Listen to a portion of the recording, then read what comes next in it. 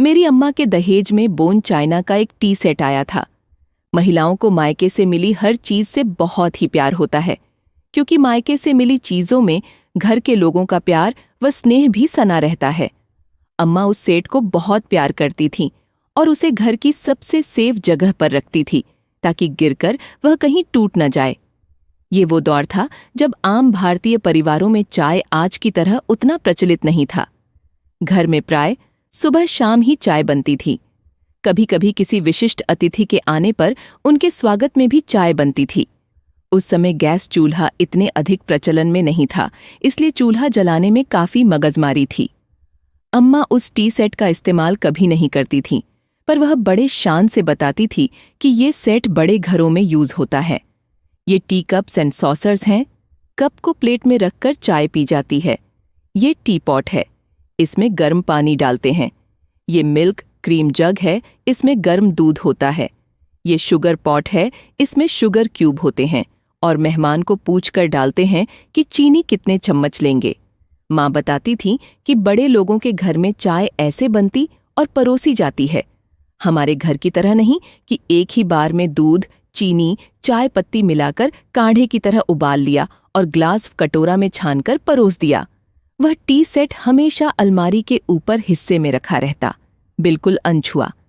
अम्मा कभी कभी उस पूरे सेट को नीचे उतारती। हर दिवाली उस पर जमी धूल झाड़ती और सेट फिर ऊपर रख दिया जाता।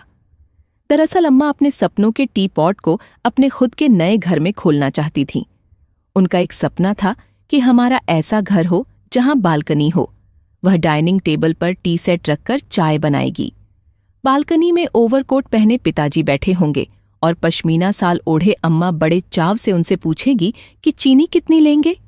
पर उनका यह सपना कभी पूरा नहीं हो पाया। पिताजी सरकारी नौकरी में थे, इसलिए उनका ट्रांसफर होता रहता था।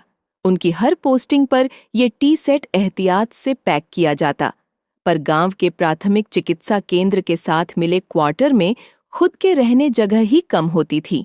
उसमें डाइनिंग टेबल कहाँ से आता, इसलिए वह टी सेट पैक ही पड़ा रहता। माँ को मायूस देख पिताजी उनसे कहते कि कोई बात नहीं, अगली पोस्टिंग पर बड़ा घर मिलेगा, तब निकाल लेंगे। पिताजी की बातें सुनकर अम्मा का मन बुझ जाता। जिंदगी के आखिर तक भी ये कसक अम्मा को रही। वह हमें कहती कि तुम्हारे पिताजी से कभी ऐसा घर न बना जिसमें बालकनी हो, जिसके एक कोने से रेडियो समाचार बोलता हो, और वह सामने के टेबल पर टी पोट में चाय बनाने वाला शौक पूरा करती और मुस्कुराते हुए पिताजी की ओर देखकर पूछती, चीनी कितने चम्मच लेंगे? समय पंख लगाकर उड़ता चला गया। एक के बाद एक पिताजी और माताजी दोनों दुनिया छोड़ गए, पर वह टी सेट आज भी अनछुआ रखा है।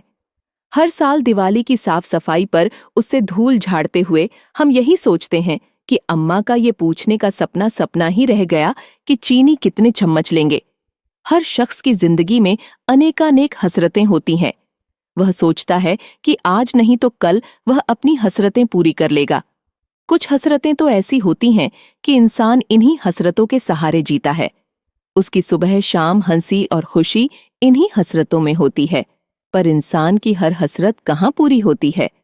कुछ न कुछ हसरतें तो हर किसी की अधूरी रह ही जाती है। आज हम सभी भाई बहनों के पास अपने अपने घर हैं, और वैसे ही घर हैं जैसे घर के सपने वह देखा करती थीं।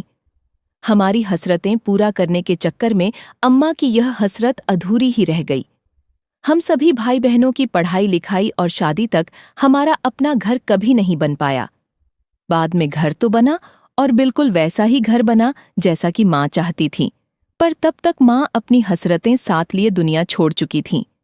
आज भी वह टी पॉट तो है ही, अपना घर भी है, पर न तो बालकनी में बैठने के लिए पिताजी हैं और न डाइनिंग टेबल पर टी पॉट से चाय तैयार करने के लिए माँ ही है। दरअसल जिंदगी की हकीकतों के आगे हम आम लोगों के बहुत से सपनों की बलि चढ़ जाती है। बस यही जिंदगी है। आपका क्या विचार है?